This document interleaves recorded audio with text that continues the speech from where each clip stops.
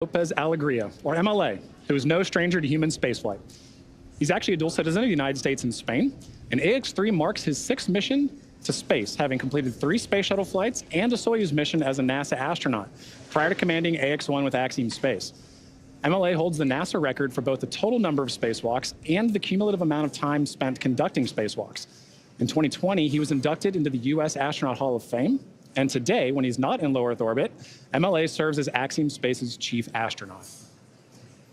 Our pilot on today's flight, Walter Vilade, is from the Italian Air Force and is taking his inaugural trip to low Earth orbit. Vilade currently serves in the Italian Air Force and as head of the Italian Air Force's representative office in the United States. He has completed cosmonaut training as a space engineer, participated in multiple analog training. SpaceX, for a different topic, we are about to send a command to cycle the orbit tank ISO valves to equalize low flow pressure. You should hear it. How copy? Okay, we copy. We're standing by. All right, just notification there to the crew. And Dragon, I've got an update on the cabin temp, and it's not necessarily favorable. There's not much we can do at this point from the ground, especially anticipating the heating that will incur during ascent. I'd like to assess if this is something you think you can ride out for another hour here. Absolutely, Jake. Just wanted to ask, but we understand what the priority is here. Copy, Dragon. Yeah, appreciate you asking. Sorry we can't do more in this situation.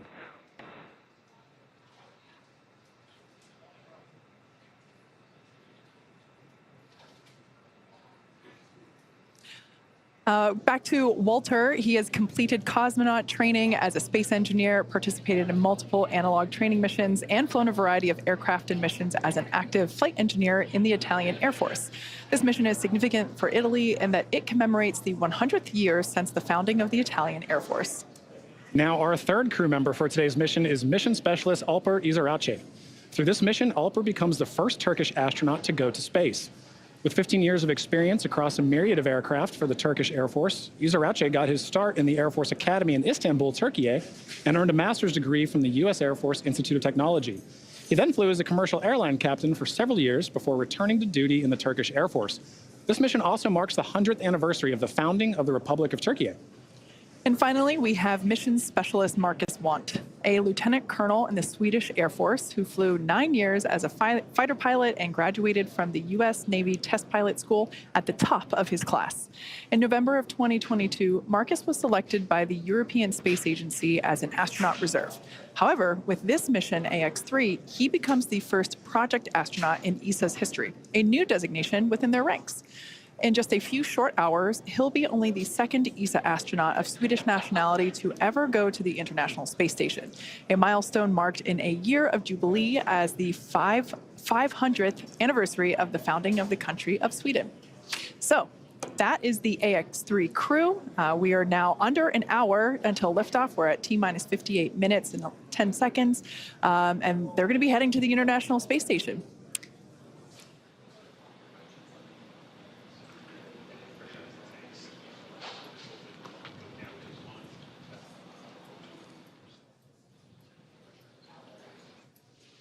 All right, and with that, let's check in with NASA's Courtney Beasley. Thanks, Kate. I'm here in the International Space Station Flight Control Room at NASA's Johnson Space Center, where teams staff this room around the clock to monitor the crew and systems aboard the orbiting laboratory. And today, they're ensuring that the station is ready to receive Dragon and the AX-3 crew. Since NASA opened up the space station for commercial activity in 2019, the agency has continued to work with private industry to prepare for the future of low Earth orbit. Now, NASA's long-term goal is to no longer be a provider of low Earth orbit destination, but to be a customer, one of many, purchasing commercially owned and operated services. To ensure this path of tomorrow, we have to work together today. Enabling private astronaut missions on board the space station helps us to refine and mature the processes needed for the future, with NASA astronauts working side by side with private and national astronauts in a new age of science and discovery. And we take this next step together as we continue continue counting down to launch the AX-3 crew to the International Space Station. Now, it's an incredibly busy time in low Earth orbit and beyond, and NASA wants to scout the moon before returning astronauts. So next month, it will send several science experiments aboard Intuitive Machines' Nova-C lander, which will launch on a Falcon 9 rocket.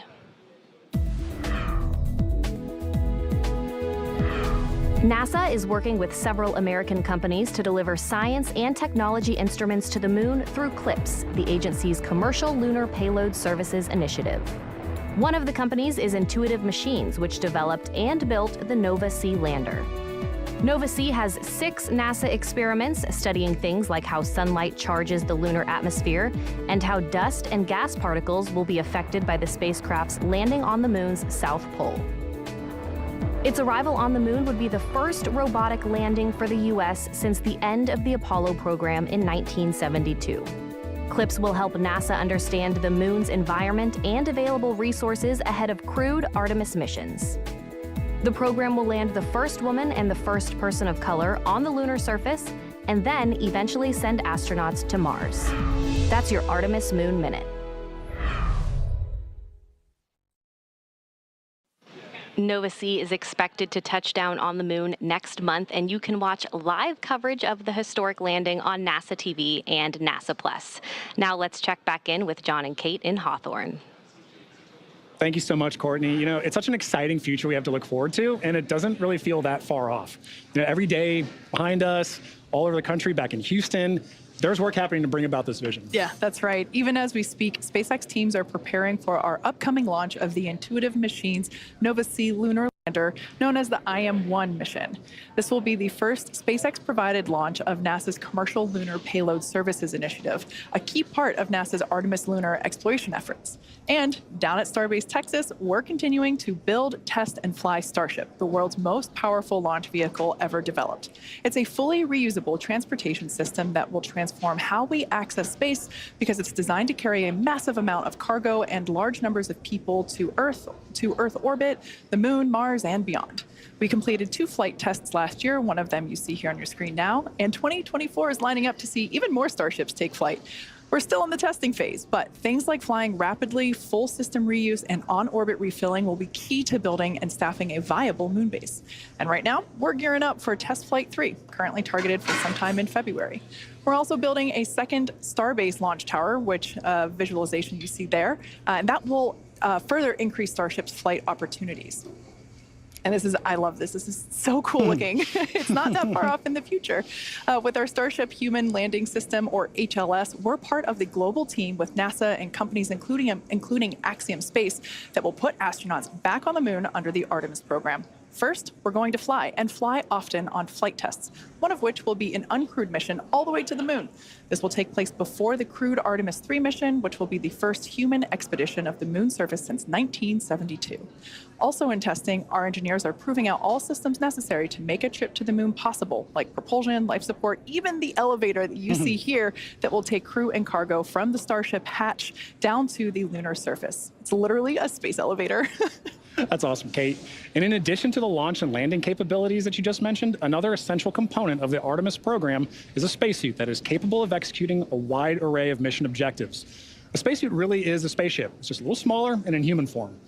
So, in order to develop a lunar spacesuit that meets all of the objectives for Artemis, Axiom Space is building the Axiom Extravehicular Mobility Unit, or Axiom U, back in Houston, Texas. Our next-generation spacesuit is built to provide greater flexibility and mobility, allowing astronauts to work on the moon in ways that were not possible 50 years ago. We've also put a strong emphasis on modularity, meaning that the Axiom U suits will support a wide range of body sizes and types. From the hand-built soft goods to the life support, advanced avionics, and communication systems, this entire Axiom U system is built with integrity and care from head to toe. And I'm truly honored to say that I'm a small part of that amazing team. Leveraging years of this human spaceflight experience and partnering with numerous industry leaders, Axiom Space is ensuring that the Axiom U allows astronauts to succeed on Artemis and beyond.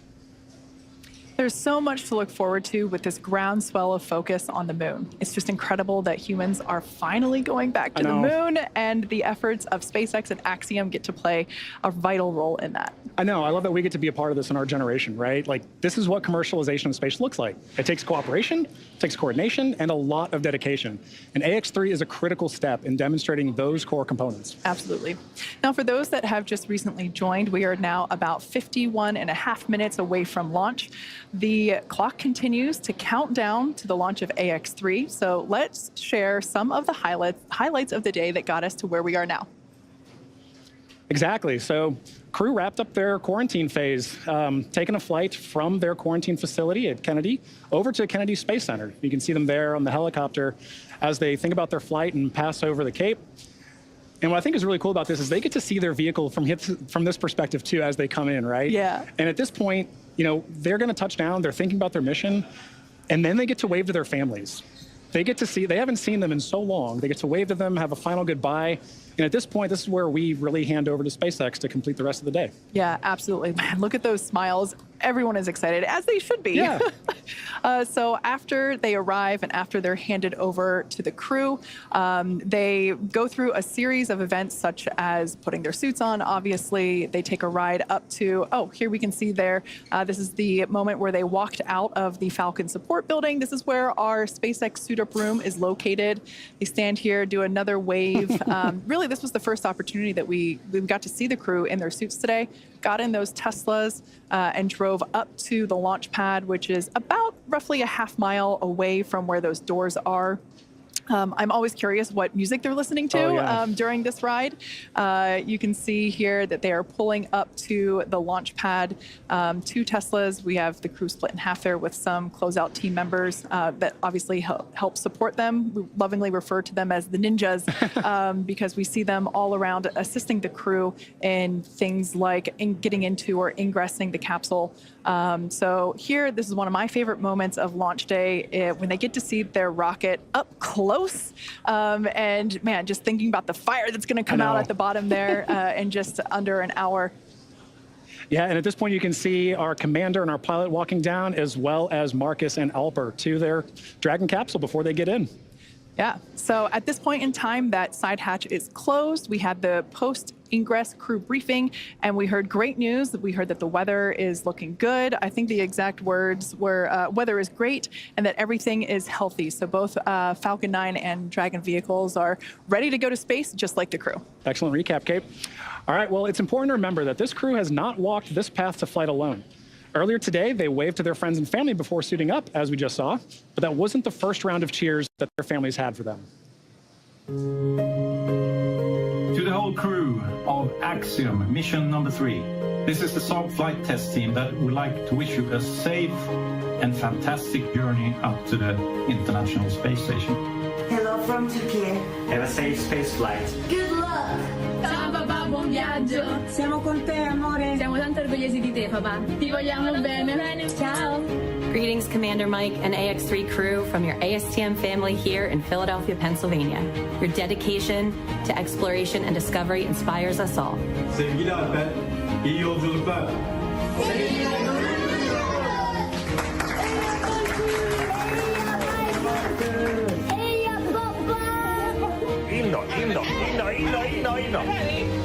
Rymden!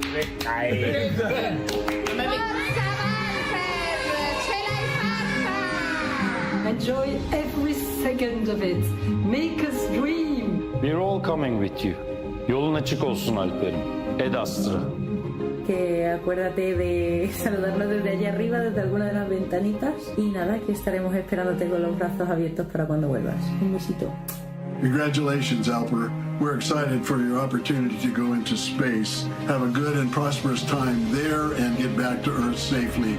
Grande bacio. Un abbraccio dalla mia famiglia. Ciao! Buon viaggio. Vai, zio. Ti vogliamo bene.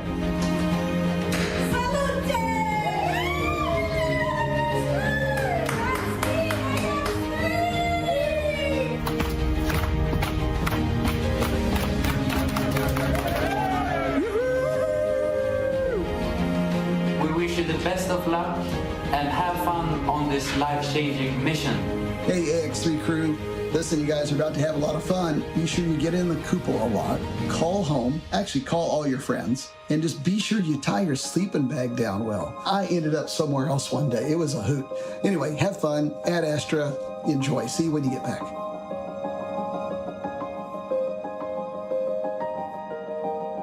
Yeah, those are pretty wise words from John Schaffner there from AX2.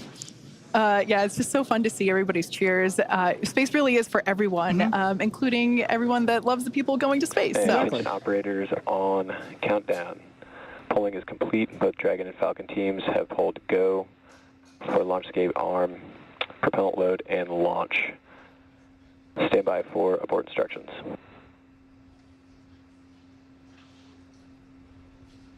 T-minus 45 minutes.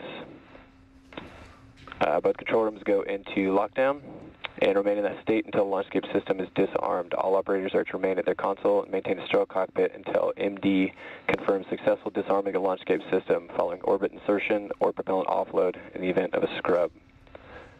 For non-urgent no-go conditions, brief the CE or LD and they will approve aborting the countdown. For urgent issues affecting the safety of the operation, operators shall call hold, hold, hold on the countdown net.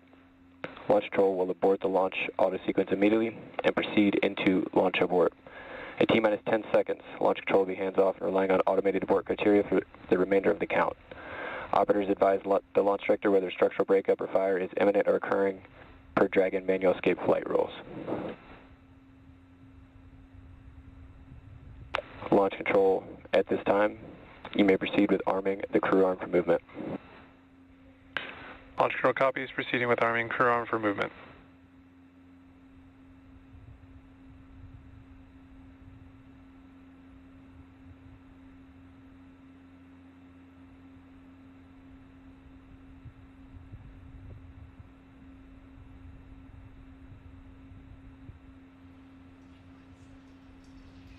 Well, there you heard it. We are go to proceed with propellant load in just under 10 minutes. Crew arm retract has started.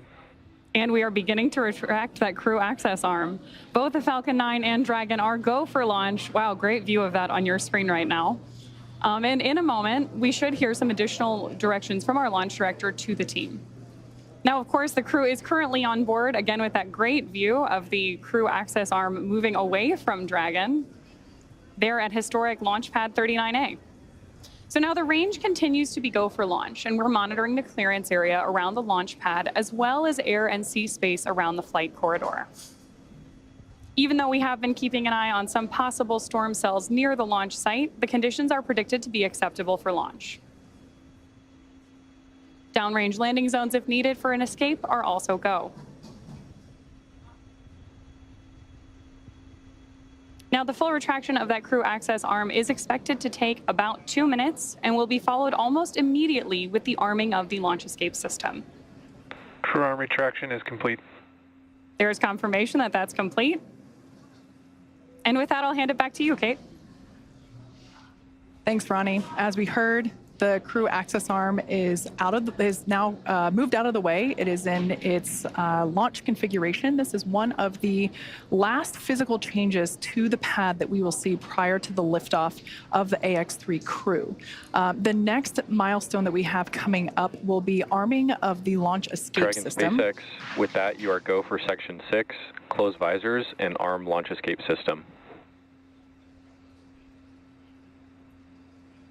SpaceX Dragon in work. All right, so right now the crew is activating the launch escape system.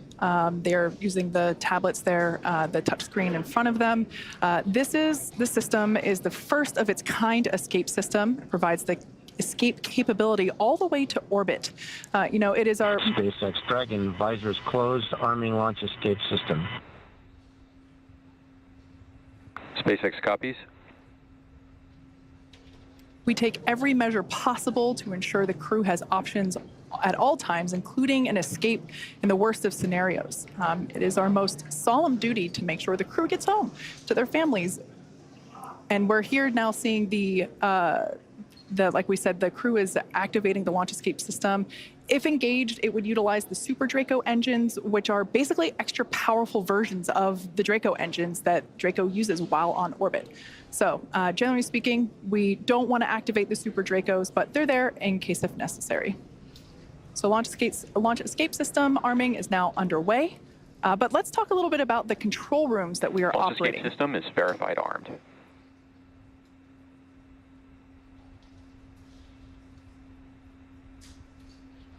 All right, there we heard the call out telling us that that launch escape system is now activated. So here, this is our mission control center, and here just behind us, actually, at SpaceX headquarters in Hawthorne, California. We also have launch control at Firing Room 4 at Cape Canaveral. That team is responsible for monitoring Falcon 9 throughout the countdown and the launch, whereas here, mission control is responsible for close monitoring of the crew and Dragon every step of the way as the spacecraft orbits the planet along its customized flight path. On console, or on headset, as we say, are a number of key positions who are monitoring the health of the vehicle and the crew. The mission director, call sign MD, as you'll hear out on the nets, that person's responsible for mission success and is in charge of the room. You'll also hear a specific role dedicated to communicating to the AX3 crew. We've heard from this individual a couple of times already today. This is Jake Vendel today. This is the crew operations and resource engineer, call sign CORE on the nets. The other positions are focused on things like software, propulsion, navigation, avionics, life support systems, and ultimately communications with the ground segments. SpaceX team members will also rotate on and off to ensure that we have 24/7 coverage of crew and Dragon for the entire duration of the mission, all the way through splashdown. So fun fact, we also have a crew supporting the NASA Crew 7 team in an adjacent control room just next door to this one. So yeah, we have 24/7 coverage for all Dragons up at the space station. That's awesome, Kate. And on that note, for Axiom Space, teams in Houston, as you can see there, coordinate mission support at Axiom Mission Control Center, or MCCA, as you can see on your screen. MCCA is an officially certified control center, joining the large network of other control centers, like you just mentioned, Kate, that support ISS from all over the world. From this secure facility, teams have live access to voice, video, data, all of that streaming from the ISS, and can work alongside their NASA counterparts to run on-orbit preparations and monitor every aspect of the mission in real time, 24/7, for the duration of the mission. This room is led by what we call an AXL, or Axiom Operations Lead. And around the room are also additional supporting flight controller positions that are each responsible for different aspects of mission support. That includes things like research, communications, medical, integration and stowage, and timeline operations. This is a significant step in our journey to expand access to low Earth orbit, as it is only the 12th ground segment partner for the ISS program. And through this facility, we are providing our customers and the global community a front row seat to the work being done on station. Yeah, as you can tell by the names like CORE and AXL, these are really important roles, and everything else kind of flows around them as the center point in those leading those operations, whether it's on the Axiom side or the SpaceX side. So as we await our T0 in just under 39 minutes from now, the ground operations teams are doing a series of system checks to make sure both the Dragon and Falcon are ready for launch. Let's take a look at what the ascent portion of today's mission will look like.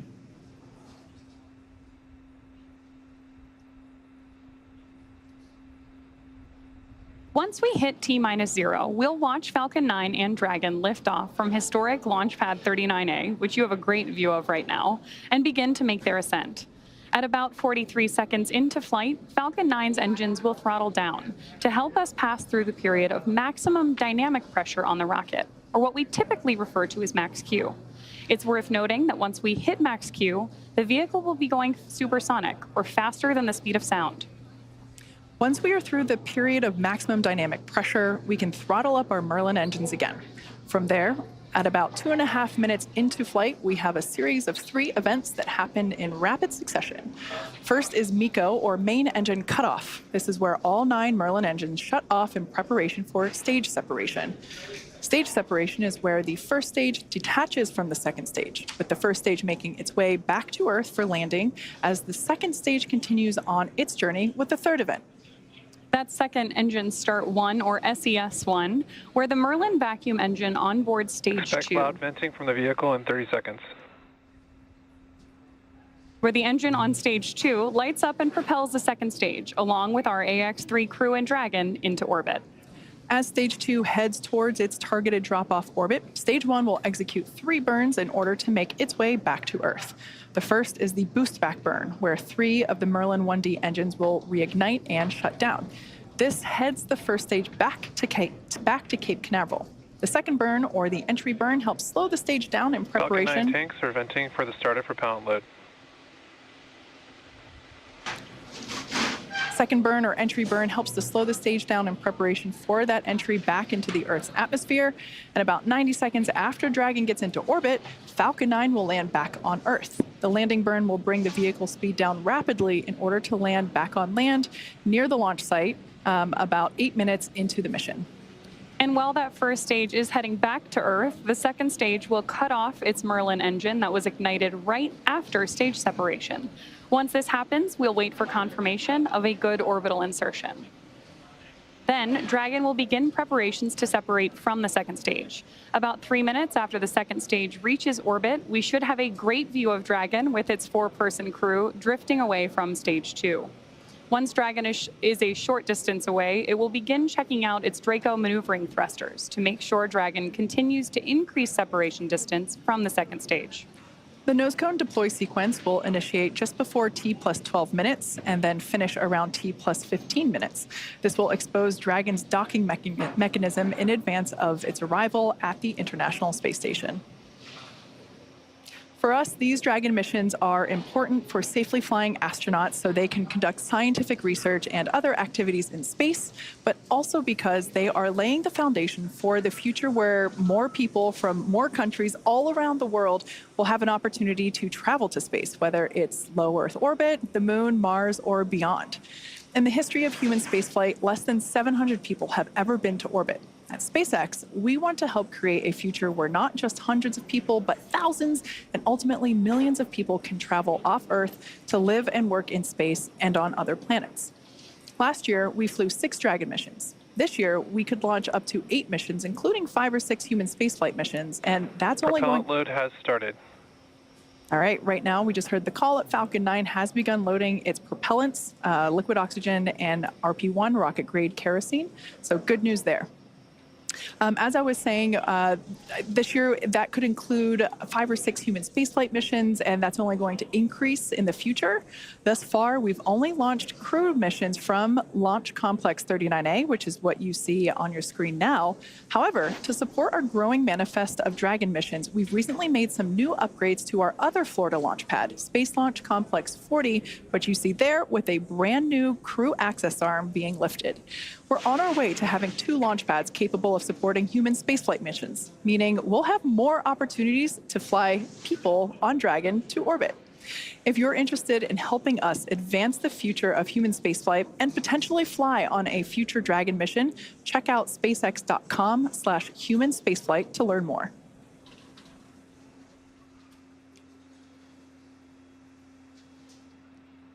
All right, so let's talk a little bit about the training that the crew has gone through in order to be ready for this mission.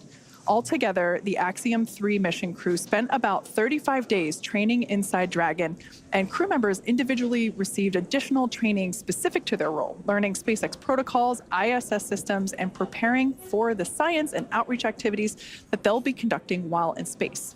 Private astronaut training is rigorous. To prepare the AX-3 crew for their mission, our teams here at SpaceX have spent the last several months teaching the crew about orbital mechanics, how to live in microgravity, and running simulations of full missions from inside our Dragon training capsules. The training program includes nearly 100 different lessons covering all aspects of flight. And if you're thinking it's kind of hard to tell what's the true training and what's the real capsule, that's true, because they're pretty much identical, and that's the point. The team also spent time at the launch pad, in the suit-up room, and working through emergency procedures that would be necessary in the unlikely event of a pad abort scenario. So let's take a further look at this crew in action. Exactly. The crew spent extensive amounts of training time in historic Building 9 at the Johnson Space Center, learning from certified instructors on all critical systems necessary to ensure a successful stay aboard the orbiting laboratory. The team even prepared for unlikely emergencies, like you mentioned, Kate, and learned how to provide first aid in a microgravity environment. Additionally, they learned how to prepare food and make selections for their meals. as well as learning other mission control positions and how mission control operates to better ensure that mission success during their flight. They also had a chance to familiarize themselves with the gear that will enable them to document their trip, their research, and help them connect with those back on Earth during their outreach events. ESA and JAXA also played a critical role in cruise training. Each module on orbit has its own nuances, so gaining insight into the specialties of their racks and modules is necessary, especially for this mission. Extensive training on station navigation, on-orbit familiarization, emergency response, and repetition of walking through processes and procedures all help the crew maximize every second that they have during their flight. Simulating science research, operations, and even discussing how to sleep in space are all necessary lessons on the path to mission readiness.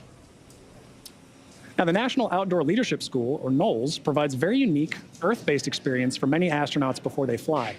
This is really a bonding experience for the crew. It can't be overstated how much teamwork factors into every aspect of their flight together, and this training in particular aims to thoroughly establish that. They also focus on survival skills, resilience, leadership, equally as important as followership, and overall teamwork to ensure they really are more than just passengers on the same rocket. The camping and outdoor adventure provides a solid foundation for the team to build on throughout their training.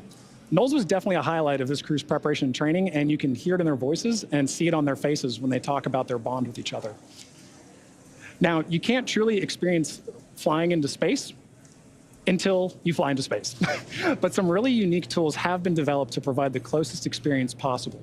An altitude chamber can challenge the body with oxygen deprivation in a controlled and safe manner, while Stage 1 cryo-helium load has started. While human-sized centrifuges send the crew members for a spin to simulate the G-forces that they'll experience on launch and re-entry. It can be a bit nauseating, but it does help the crew know exactly what to expect on launch day.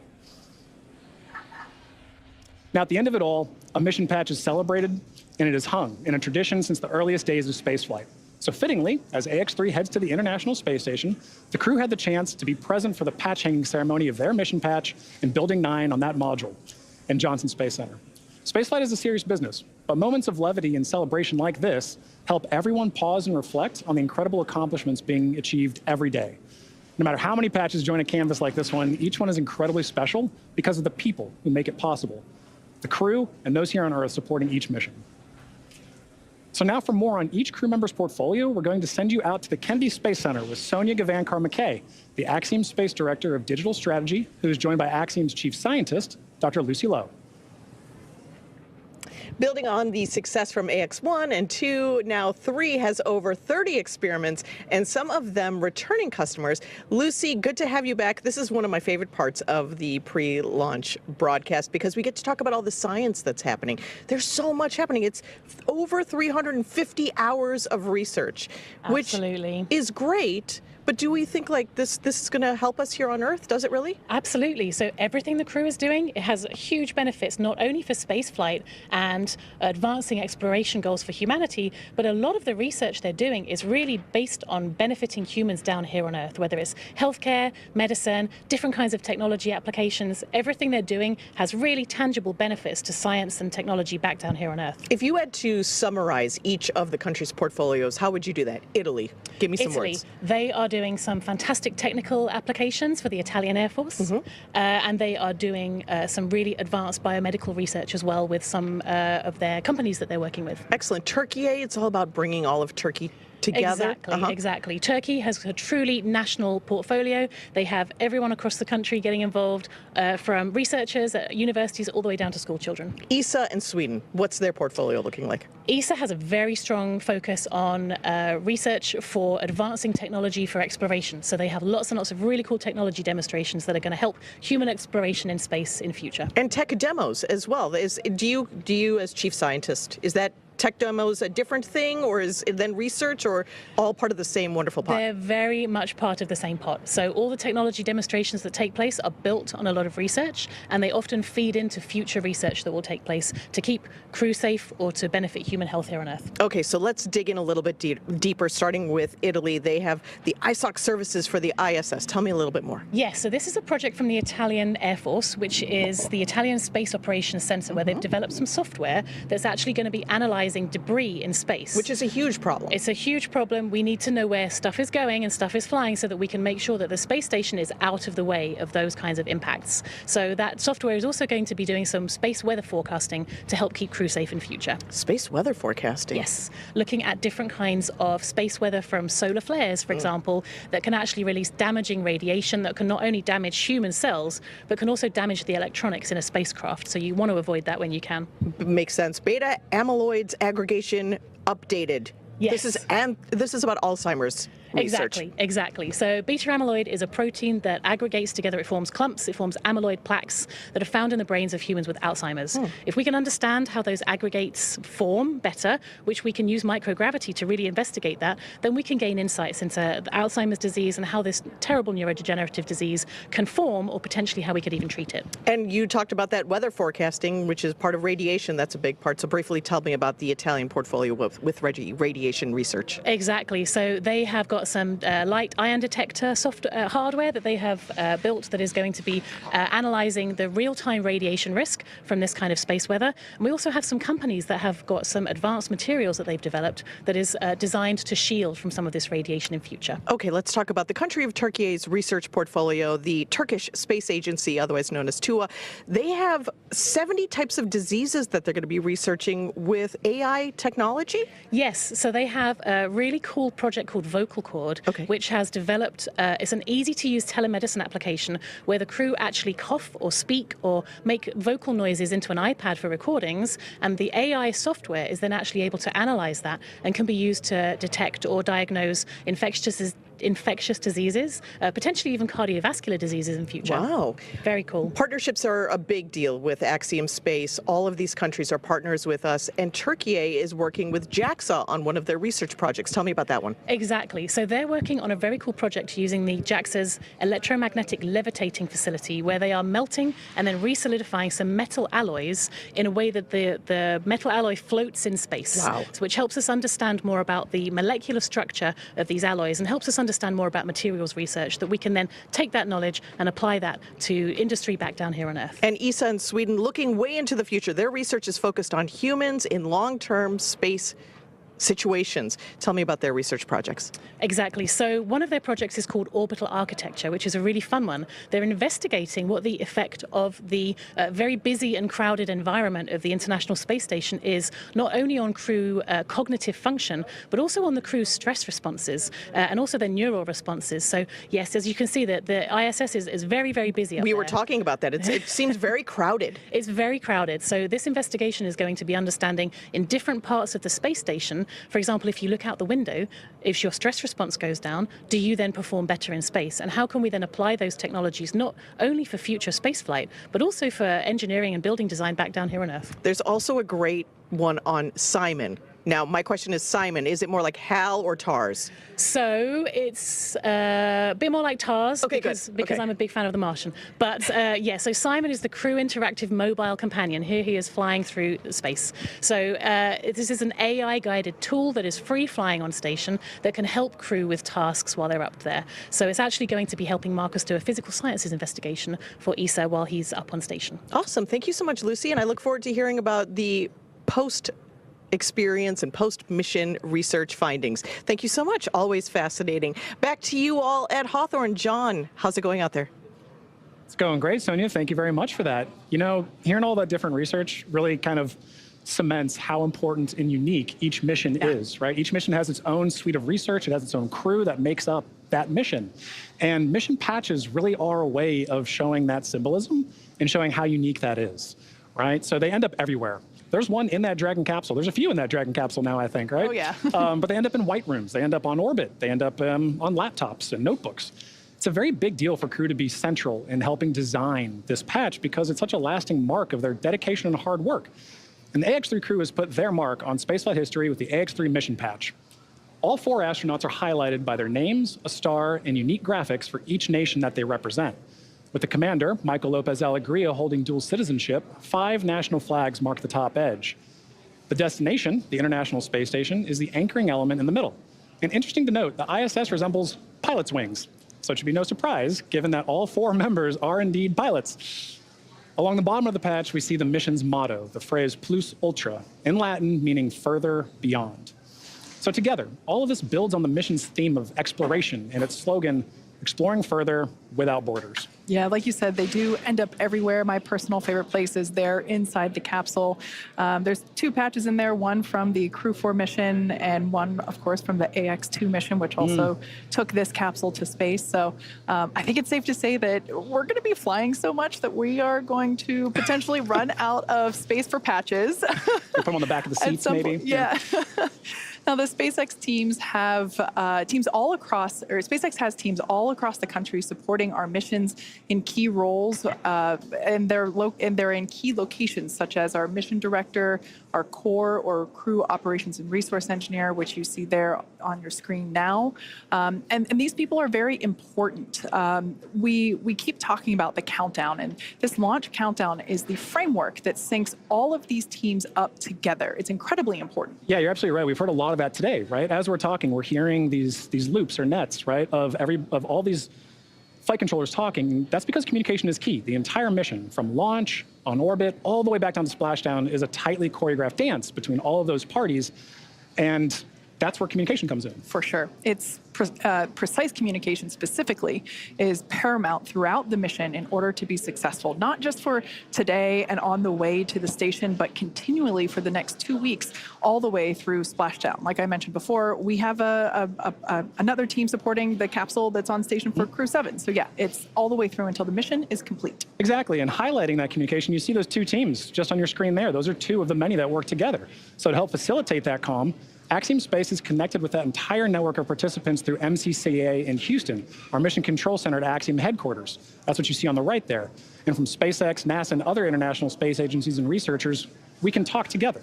So there are teams monitoring and participating in this mission around the world, including mission controllers in Japan and across Europe. When you all add it up, it really is a truly international endeavor. Yeah. Now, speaking of international, let's check back in with International Space Station Mission Control Center at NASA's Johnson Space Center. Courtney, how are things looking over there? Hey, Kate. The space station team here in Houston is focused on the critical systems on the station, all continuing to function as expected ahead of launch. The teams have verified the command path from the ground up through our constellation of communication satellites to the station, and everything is looking good, and the station will be ready to receive Dragon Saturday morning. Now, once the AX3 crew arrives at the station, there will officially be 7 nations aboard the station. They will be greeted by the Expedition 70 crew, NASA astronauts Andy Mogensen, Jasmine McBelly, and Laurel O'Hara, Roscosmos cosmonauts Konstantin Borisov, Oleg Kononenko, and Nikolai Chub, and JAXA astronaut Satoshi Furukawa. And once Dragon is fully docked to the station, the team here in Houston will assist the Axiom Space and Space Station astronauts with leak checks as they work to open hatches on both the Dragon side and inside the station's pressurized mating adapter. We expect hatch opening to take place approximately 2 hours after docking. Flight directors Diane Daly and Diana Trujillo are on console now, leading flight controllers for launch, and Flight Director Judd Freeling will lead teams for docking on Saturday. Mission control in Houston is go for launch. Now with that, let's connect with Sonia at Kennedy Space Center.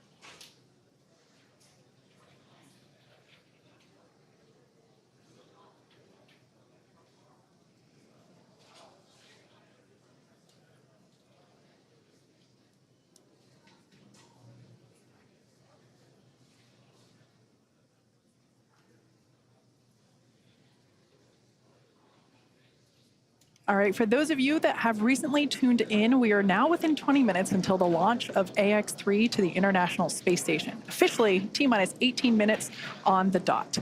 We've had a pretty clean countdown so far today. As I mentioned before, this launch countdown is the framework that syncs everybody together. We have teams in Houston, here at SpaceX headquarters in Hawthorne, California, of course at the Cape itself, firing room 4, and everything is proceeding nominally. The reports that we heard earlier during the post-crew ingress briefing was that the weather was great, although we can see here on our screen a little cloudy, but we see some blue skies through there, so love to see that.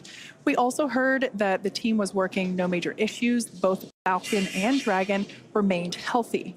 At T-minus, I believe it was 35 minutes. Yeah, T-minus 35 minutes, we began prop load or propellant loading. We now see some of these white clouds billowing from the vehicle. This is totally normal during this propellant load phase. We are currently loading our super chilled, also known as densified liquid oxygen onto the vehicle, as well as rocket-grade kerosene, or RP1. We will continue to see these clouds kind of forming, and we'll get even more of them right after those closeout lines complete at T-minus 3 and 2 minutes, when both the first and second stages complete all of its propellant loading. Like I said, everything continues to look great.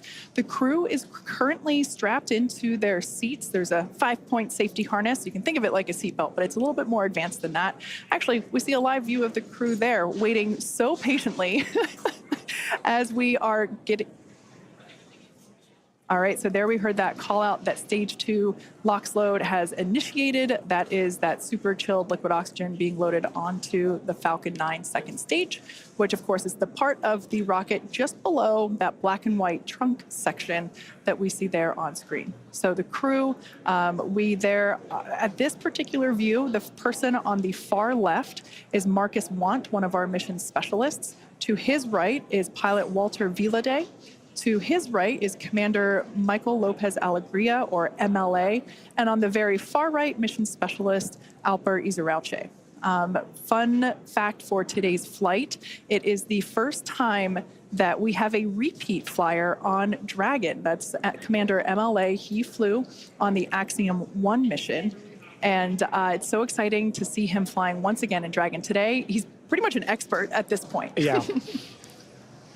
All right, well, thank you for that update, Kate. And now for an update from Sonia Gavankar at Kennedy Space Center with Deputy Administrator Bill Nelson. Thanks so much, John. I'm now joined by NASA Administrator Bill Nelson. Thank you so much for joining us. We're so very close. NASA has so many decades worth of great relationships in the private sector with the commercial sector. Is this a winning strategy for the future? I know NASA is looking now further than LEO into going to the moon and even further. What does this look like going further, and what are we building on? It's the new era of the golden age of space adventurism. We go back to the moon, for example, not only with our commercial partners, and the 2 landers will be built by commercial companies, but we also go back to the moon with our international partners. Right. And that's quite a difference from a half century ago when we first went to the moon. And that's the way that our space flight is in low Earth orbit as well. Look at the international cooperation on the space station. Look at now the commercial operation on the space station as evidenced by this flight here today. This moment really is that culmination of that international partnership, private, commercial, all of these things building on each other. How important is this for NASA to develop these commercial partnerships and across varying fields? I mean, Axiom Space, of course, building the Axiom Station. We're working on the suits that'll be worn on the moon by the Artemis crew. How important are these partnerships for NASA? Well, it's essential. We want to get out of low Earth orbit. We want to go and explore the cosmos. And so the more that we can bring commercial business off the face of the Earth up to low Earth orbit, and, for example, replace the International Space Station when it ages out in 2030 with a commercial space station that then we can become a person who rents space to train our astronauts before we send them out to the moon and on to Mars. Or the business aspect, pharmaceutical research, pharmaceutical production, all kinds of different research utilizing the properties of microgravity in space. So you're seeing the Axiom Station as an expansion of the area that is available to do this work, and this dynamic shift between NASA and organizations like Axiom Space really offers something new to the landscape. This really is the next golden age, isn't it? Well, and Axiom is one of several that are now with incentive money from NASA building their concepts of a space station for low Earth orbit. And I am certainly hopeful that they are going to be successful, and that increasingly as they do research in space, they're finding out that there's a business case in order that they can actually have a profitable business. Well, that's what we're looking forward to, and we're looking forward to just this great moment as we build these partnerships, these relationships.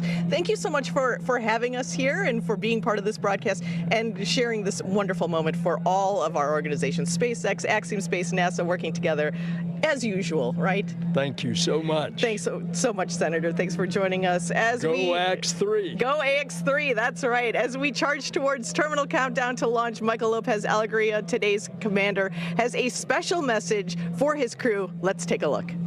Man, I am excited. We are getting very close. As we get to these last few minutes, I want to make sure we take a second to thank the training teams that got us here, that prepared this very professional team of astronauts to go to the International Space Station on this very historic mission. First, the NASA teams, both at Johnson Space Center in Houston and at Marshall and Huntsville, Alabama. Then to our international partners, ESA at the European Astronaut Center in Cologne, Germany, and Scuba near Tokyo in Japan. And the Axiom team, whose help really was important when it got down to training for all the payloads that we'll be doing, over 30 experiments, as I think you've heard. So we're excited and very thankful to all those guys, but last but not least, to the folks in whose very capable hands we find ourselves right now. That's SpaceX. Thanks to everybody. Without you, we couldn't have been here. Now let's go do it.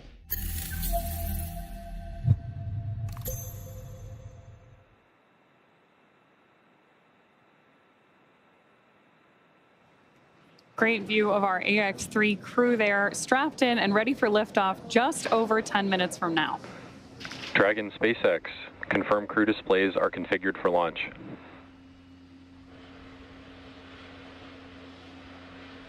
SpaceX Dragon, the displays are so configured, and do you mind if I say a few words here, Jake? MLA, I do not mind at all. You've got the floor.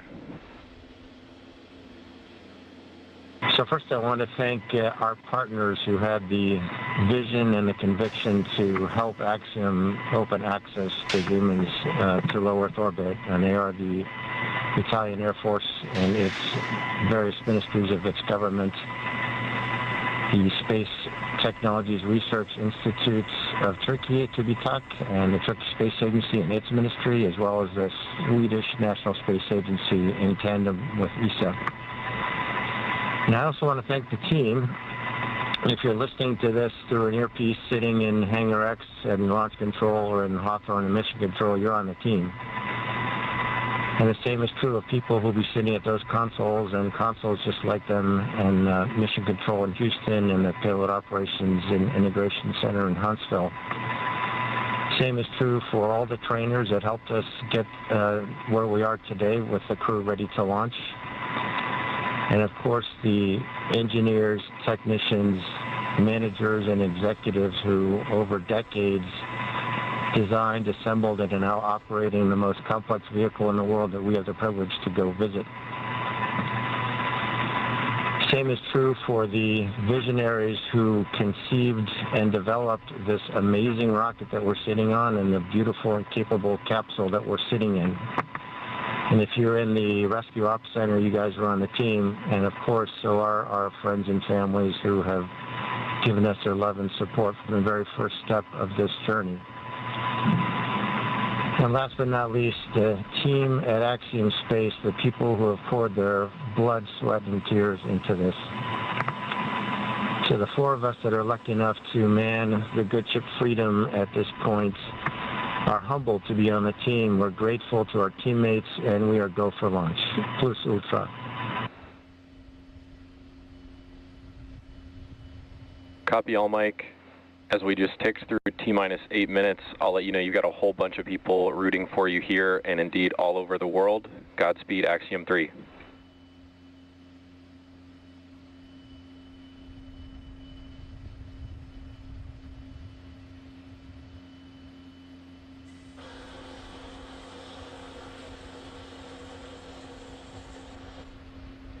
Some really nice words there coming to us from Commander Michael Lopez Alegria. We are now approaching 7 minutes until liftoff of the AX-3 crew. The next event that we'll hear is that Stage 1 engine chill has begun. Engine chill has started. And just on time, that call out tells us that we are now flowing a little bit of the super chilled liquid oxygen through the engines, through those turbo pumps to help bring the temperature down of that hardware. This helps us to reduce any chance of thermal shock whenever the full flow of that super chilled liquid oxygen flows into the engines.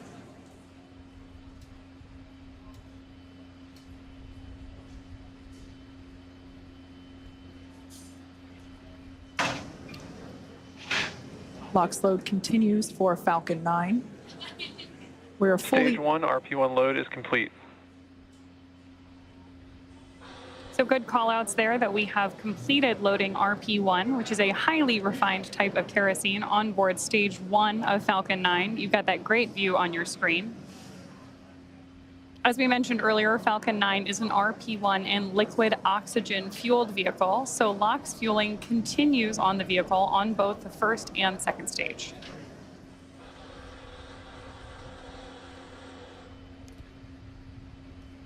Blue skies there at the launch site. We're launching out of pad 39A at Kennedy Space Center. We are 60% go for those weather conditions, which we're always keeping an eye on around the Florida airspace. Next event that we have coming up is the terminal count for Dragon. This involves a couple of things, but primarily just means that Dragon will be transitioning to internal power. Great view there of the Dragon capsule, as well as the Dragon trunk, which is the unpressurized section just below the pressurized section, which of course is where we have the crew sitting. Propellant remains underway. We are completely loaded with all of our RP1, that rocket grade kerosene. We're still underway. Falcon 9 tanks are pressing for strong back retract. Dragon is in configure for terminal count. So like Kate mentioned, we are heading into terminal count, and Falcon 9 is ready for that configuration. We also just heard the call out that the Falcon 9 tanks are pressurized for strong back retraction. The strong back is that white structure you see to the right of the vehicle right now. That's used not only to connect the vehicle's umbilicals, but also as a structural support system. The strong back is retracting? Up until it begins to retract, which we just heard the call out for here. That's the mechanism we use both to move the rocket out to the launch side and pull it into its vertical orientation ahead of launch. We'll keep an eye on it as it retracts slightly here on your screen. We'll be able to see those clamp arms begin to open. And there they are now. And then that strong back will retract a couple degrees away. It will retract even further upon ignition of the engines to clear the way for Falcon 9's ascent.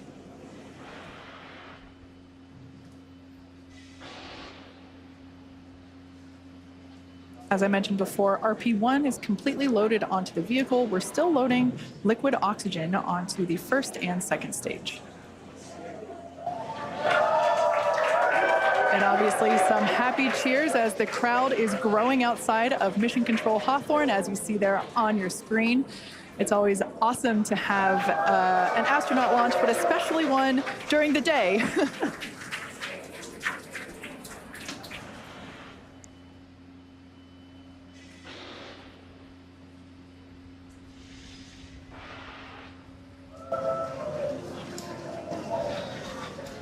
Stage 1 LOX load is complete. With that confirmation, we know that stage 1 is fully loaded. Team is thrilled to hear that news behind me.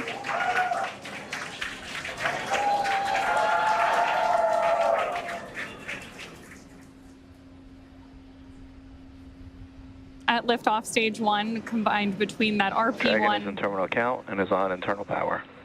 There is confirmation that Dragon is on internal power and headed into the final minutes of our countdown.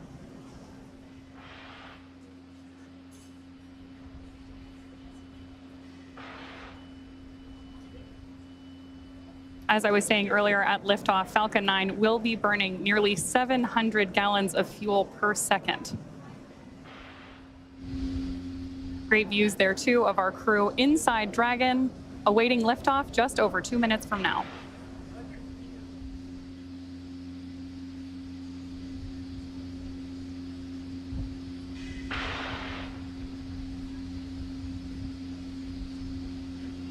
We're now standing by for completion of LOX load on the second stage. Just topping off. LOX load complete. And there's that call out. And more cheers from our crowd here at Hawthorne, California. Dragon is in auto idle. Confirmation there that Dragon is in auto idle. Wow, great view of 39A on your screen right there as we head toward launch. Gas closeout unstarted. Expect loud venting. Call out to our crew there that loud venting is expected.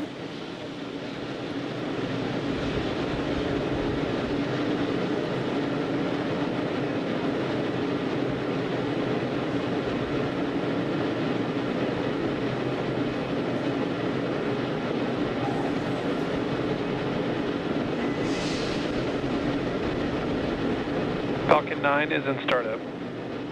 There's that Dragon is in countdown. confirmation that Falcon 9 is in startup and Dragon is in countdown, which means that the vehicles are now controlling the final seconds as we lead up to liftoff.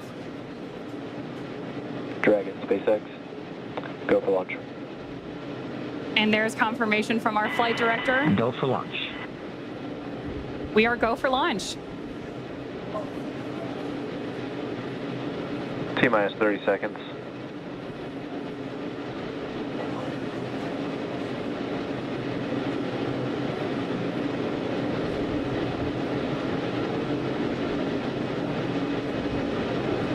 T-minus 15. 10, 9, 8, 7, 6, 5, 4, 3, 2, 1. Ignition, engine full power, and liftoff. Go Axiom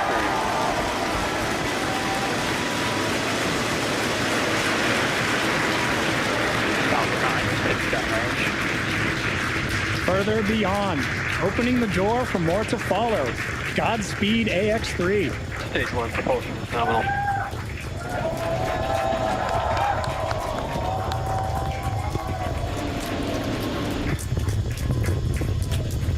Of course, if you are just joining us, this is the launch of the Axiom 3 launch to the International Space Station. Those incredible views on your screen, and there's our first shot of the AX3 crew inside Dragon on ascent. Now, in just a few seconds here, we should hear the call out that Falcon 9... power and telemetry. Stage 1 throttle down. There's that call out that Falcon 9's engines are throttling down to help us pass through the period of maximum dynamic pressure during ascent. Max Q. There's that call out for Max Q. Falcon 9 is supersonic.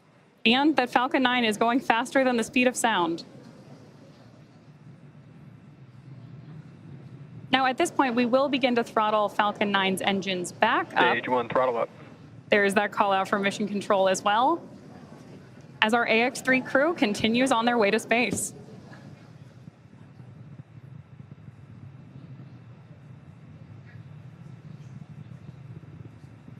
We're now T+1 minute and 32 seconds into flight. The next event we have is MVAC chill, similar to what... MVAC chill underway. There's that call telling us that, again, we're flowing a little bit of that super chilled liquid oxygen. Stage 1 Bravo. Copy 1 Bravo. That call there was one of the abort mode callouts that the crew is calling out as they are making their ascent on Falcon 9. Now, we're less than 30 seconds or a few seconds away from 4 events that will happen in rapid succession. Main engine cutoff, or MECO, as it's there on the bottom of your screen, stage separation, ignition of the first stage engine, and the first stage's boost back burn.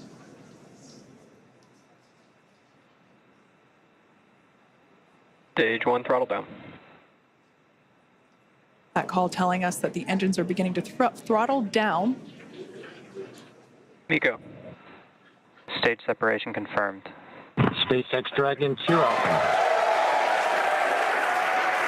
Some loud cheers here as we can see that the Stage 1 boost back startup. first and second stages have separated.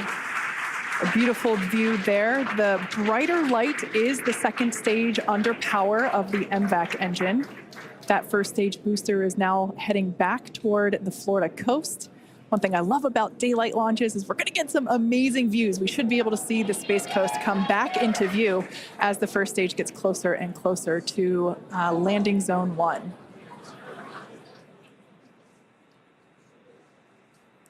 Note that that first stage is actually still coasting to its apogee. So it's about, as you can see there on your screen, 114, 115 kilometers above the Earth's surface. And it's going to keep coasting for a little bit. Beautiful view there on the right-hand side of your screen of that MVAC engine. Boost back shut down. All right, that boost back burn has concluded on the first stage. Everything looks nominal with the second stage trajectory. Everything also looking good. Dragon, SpaceX, trajectory nominal. Everything looking good on the first stage as well as we see those grid fins begin to deploy. SpaceX Dragon loud and clear. Now, the next 2 major events we're tracking for the first stage, which right now is on the left-hand side of your screen, is going to be the entry burn at about T plus 6.5 minutes, where we'll light 3 of Falcon 9's first stage engines, followed shortly thereafter by the landing burn at T plus 7 minutes and 32 seconds, which will be a single engine burn to bring us back to landing zone 1 at Kennedy Space Center. Great view there of our crew on board. And you can, of course, always keep an eye on their telemetry down in the bottom corner of your screen.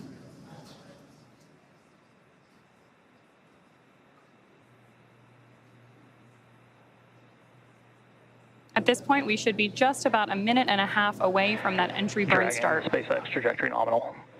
Good call-outs there that we continue on a nominal trajectory with Dragon. SpaceX Dragon, we copy. And acknowledgement from the crew.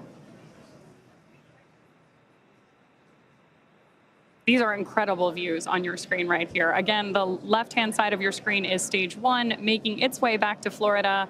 And stage 2, you see that MVAC engine burning, taking our AX-3 crew to orbit.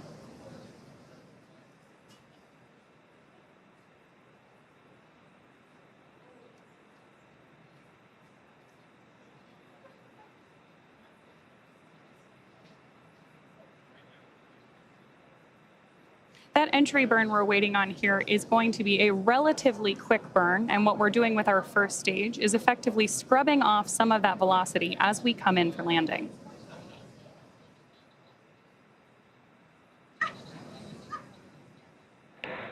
Dragon, SpaceX, trajectory nominal. That's a nominal trajectory for Dragon as we continue to orbit. Dragon, we copy. Again, confirmation from the crew. And we are expecting about 2.5 more minutes from that second engine burn.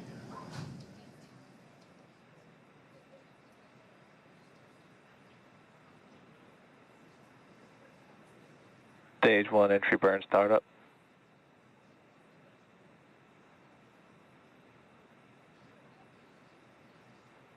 Stage 1 entry burn shutdown.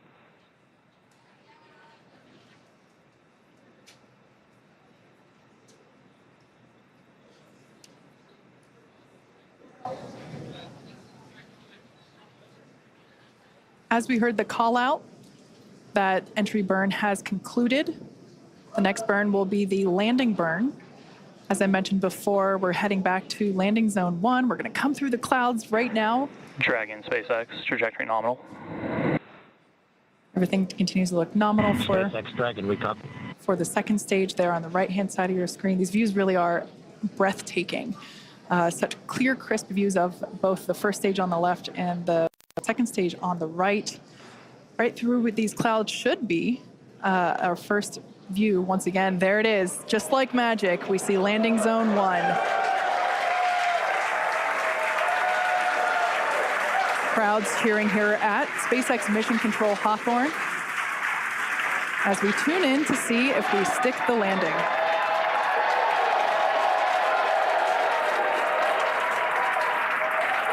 And if you couldn't tell by the loud cheers, we did stick. Stage 2 FTS has saved. We did stick that landing.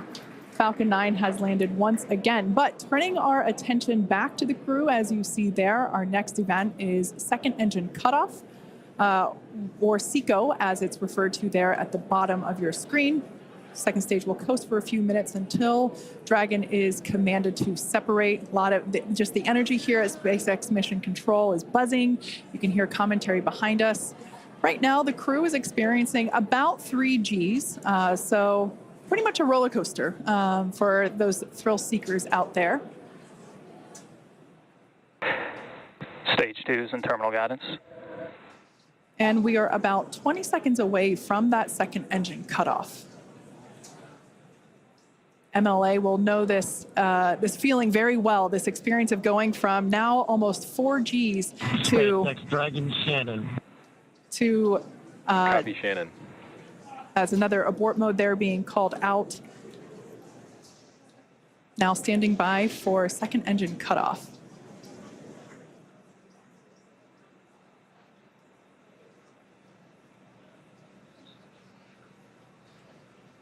Invac shutdown.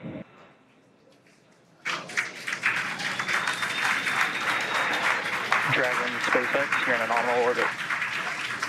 There we heard those call outs of second engine shutdown and nominal orbital insertion.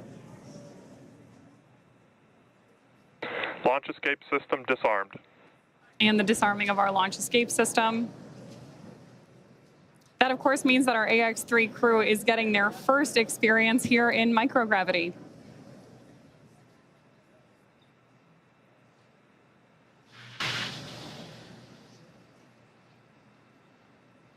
Right now, Dragon is performing a series of onboard checks to ensure that we're ready to begin actuating those Draco maneuvering thrusters on board the vehicle.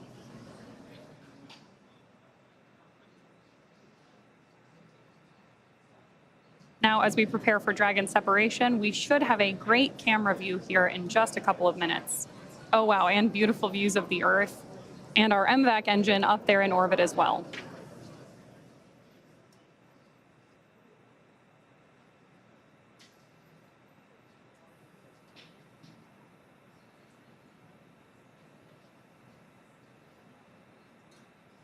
Views there as we await that separation.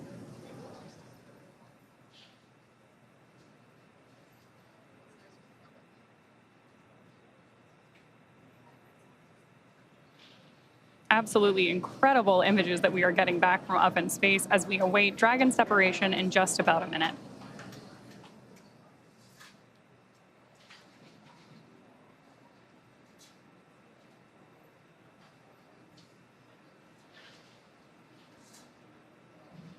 More views there of our AX-3 crew on board Dragon.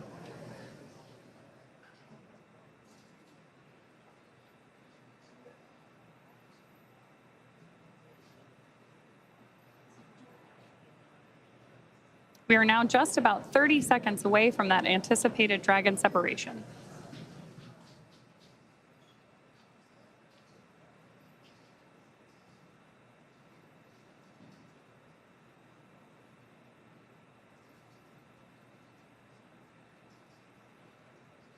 Starting to see the crew there play a little bit with the fact that they are operating in microgravity.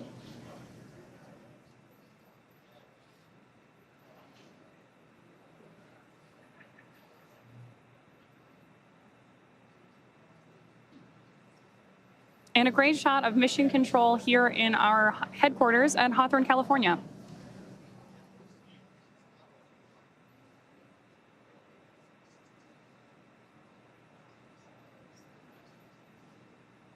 This camera view here is taking a look at Dragon. What we're waiting for is nose cone deployment, among other things, which, as Kate mentioned earlier, there we go. Dragon separation confirmed. As you can see, Dragon has separated from the second stage. A pretty cool view here looking up at the heat shield that will return the AX3 crew back to Earth in just about 2 weeks.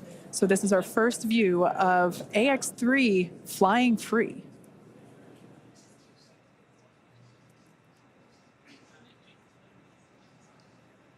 The next physical change that we will see will be the deployment of the nose cone.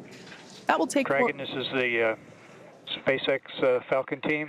We want to congratulate you on a great ride to orbit.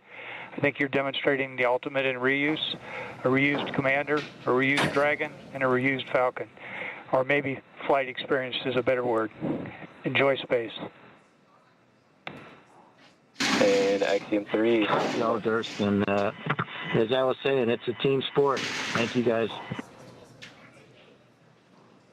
And Axiom 3, this is your launch director here. Walter, Alper, and Marcus. Congrats, welcome to your first flight on Dragon. Mike, on the other hand, welcome to the Dragon Frequent Flyer Club. I imagine you'll have enough miles to qualify for platinum status after this flight. Godspeed, Axiom 3, cheers. Mark, thanks to you and your team. We're very grateful up here. So some back and forth between the AX3 crew as well as AX3 Chief Engineer Bill Gerstenmayer, who, oh, I heard the ping. That is our first Quindar tone of AX3.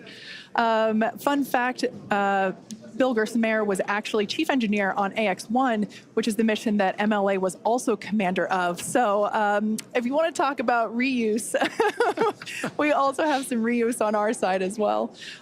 We also heard some nice words from launch director Mark Soltis. So just some really nice communication from both the Falcon team and the Dragon team to the AX3 crew.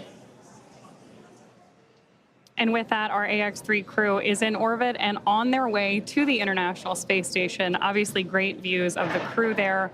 And now mission control, again, that's... SpaceX Dragon. Jake, any chance you could encode one of the centerline cameras? We could watch the nose cone. The crew's getting right into it. I love it. Dragon, we copy on the request.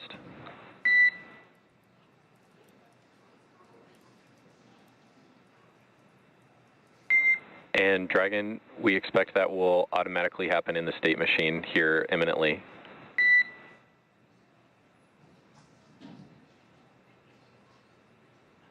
So with that, we are going to throw it back over We see Hook's still traveling. Okay, we stand by.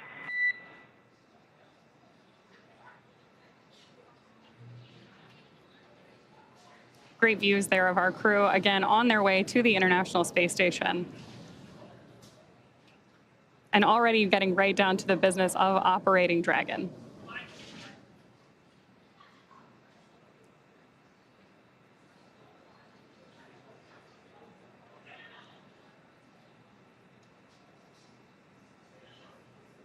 You can still see a huge number of our team gathered behind mission control. Dragon SpaceX, we see nominal dehumidifier activation and service section Draco checkouts. And confirmation that we're getting nominal checkouts of those Draco thrusters on board Dragon. Copy, Jake. And for your awareness, we have visors open, crew are well, feeling well. Copy, great news.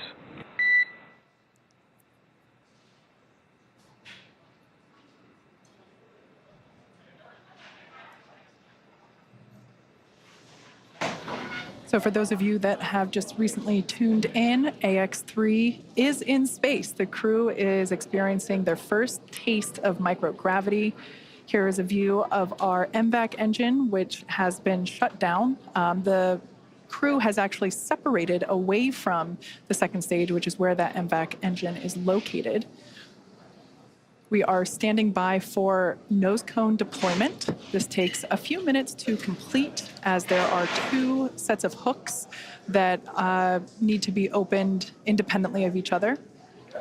By deploying the nose cone, we are able to expose the docking mechanism, which is, of course, what the crew will utilize, what Dragon will utilize to autonomously dock with the International Space Station.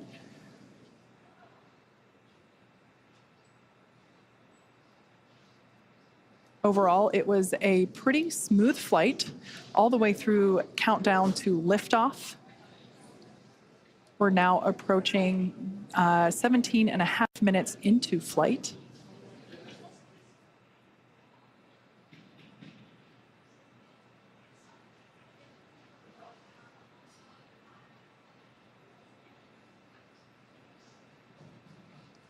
Once again, the next milestone will be to deploy the nose cone.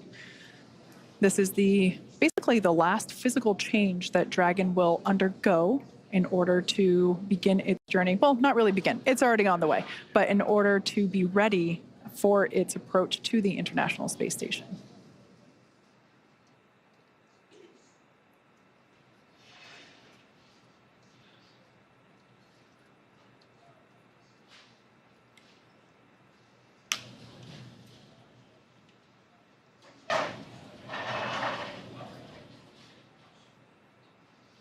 All right, so it's hard to see at the moment because the camera is still close to the hardware, but this is the nose cone opening.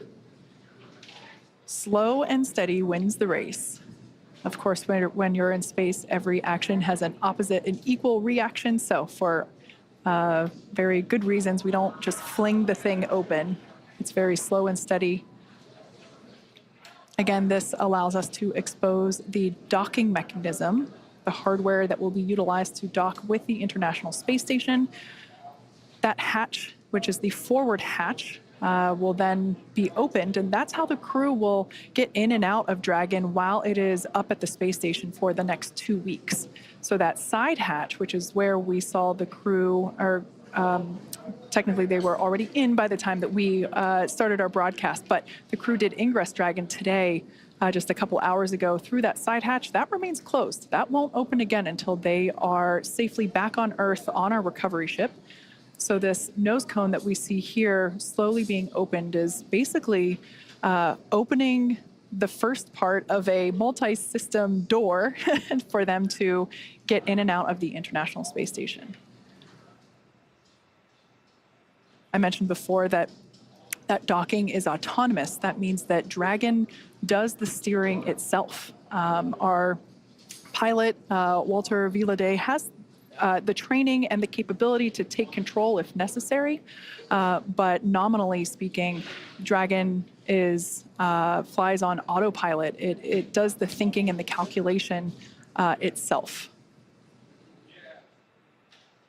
which at the end of the day is ultimately much safer than human steering, as there's more, humans are prone to error because we are human.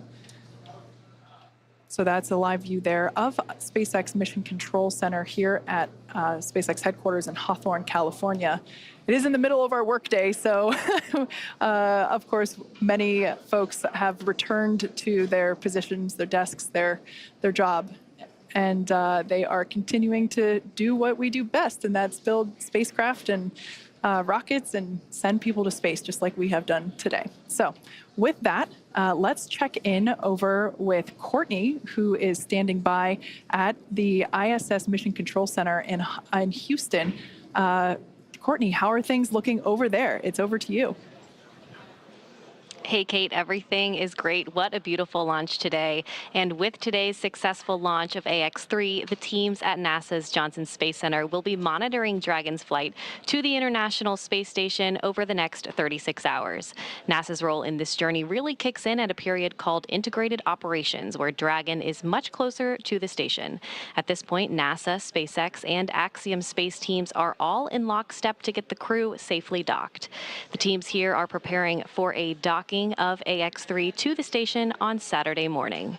For now, that will be it from us in Mission Control Houston, and we'll be back with you Saturday for docking. And for now, we'll send it back to you, Kate and John. Thanks, Courtney. And we did hear that we had nominal opening of the nose cones, so that is great news. Yeah. Now, over the next 30 hours, 30 plus hours really, Dragon will execute a series of burns to gradually raise and line up the AX-3 crew for docking with the International Space Station in what we refer to as the activation and rendezvous phase of the mission. In just a few minutes, the crew will change out of their spacesuits and get a little bit more comfortable for flight, and something that would be my favorite part, enjoy their first meal aboard the spacecraft. Over the course of their flight, they will have a rest period that will last for about 8 hours. Before they arrive at the space station, we will have 2 potential opportunities to chat briefly with the crew on orbit, one around 3:15 p.m. Pacific and another around 6:20 p.m. Pacific. Dragon SpaceX, environments look good for suit doffing, and the cabin camera is soon to be configured. Your go for suit doffing.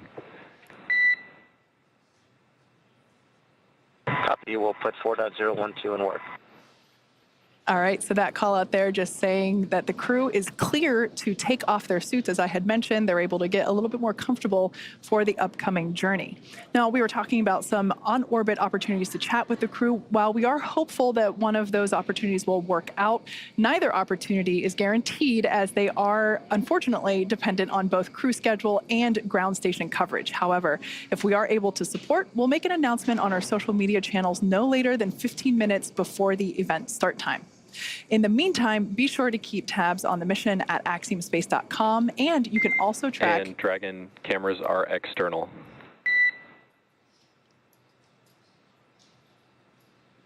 You can also track Dragon's flight on spacex.com/launches. Right, like you mentioned, Kate, even if we aren't able to talk live with the crew, we will continue to provide updates on the mission across our social media channels. And then, as Dragon and the AX-3 crew approach the International Space Station early on the morning of January 20th, we will pick back up with our live joint coverage of the AX-3 crew's docking to station with NASA. So please keep an eye on Axiom and SpaceX social channels for updates, as there will be plenty of incredible moments to share with you over the course of their mission. So from all of us at Axiom Space, thank you SpaceX, thank you NASA, and thank you for tuning in. This is just the beginning, and we hope to see you soon.